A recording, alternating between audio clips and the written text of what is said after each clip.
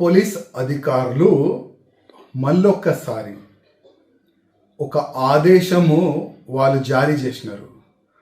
ఆ ఆదేశంలో ఏముందంటే, ఎవరైనా హిందూ ఎస్ఐ కానీ, ఇన్స్పెక్టర్ కానీ, ఏసీపీ కానీ, కానిస్టేబుల్ కానీ, ఏదైనా పదవిలో ఉన్న ఆ పోలీస్ అధికారులు కానీ, కానిస్టేబుల్ కానీ, ఒకవేళ మతపరమైన దీక్షలు వేసుకుంటే ఆయన సొల్లు పెట్టుకొని ఆ దీక్షని కంప్లీట్ చేసుకోవాలి.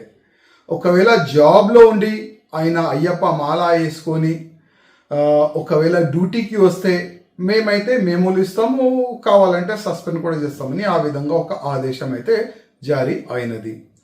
ఇది ఇప్పుడు కాదు, కంటిన్యూగా ఎవ్రీ సంవత్సరం అంటే అయ్యప్ప దీక్షా సమయంలో అంటే డిసెంబర్, నవంబర్, జనవరిలోనే ఇట్లాంటి ఆదేశాలు జారీ అవుతుంది.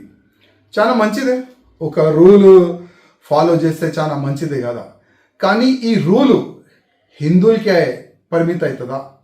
నేను పోలీస్ అధికారులకి అడుగుతున్నా, మా రేవంత్ రెడ్డి గారికి అడుగుతున్నా, హిందువులకేనా ఈ రూలు? ముస్లింలకి ఇట్లాంటి రూలు ఉండవా?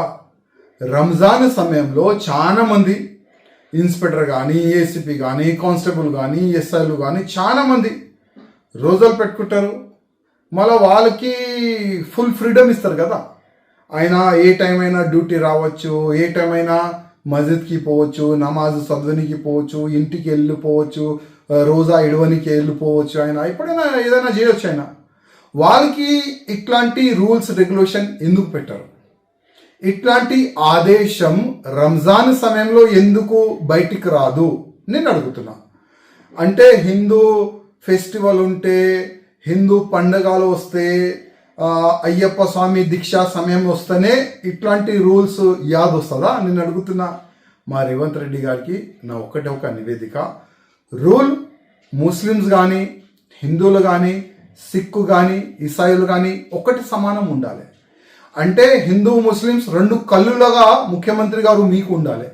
రూల్ హిందువులకి ఏ విధంగా మీరు పెడుతున్నారు, వచ్చే సమయంలో రంజాన్ సమయంలో కూడా ముస్లిమ్స్ కూడా అట్లనే ఒక రూల్ పెడితే చాలా బాగుంటుంది. లేకపోతే హిందువుల్లో ఏం మెసేజ్ పోస్తుంది?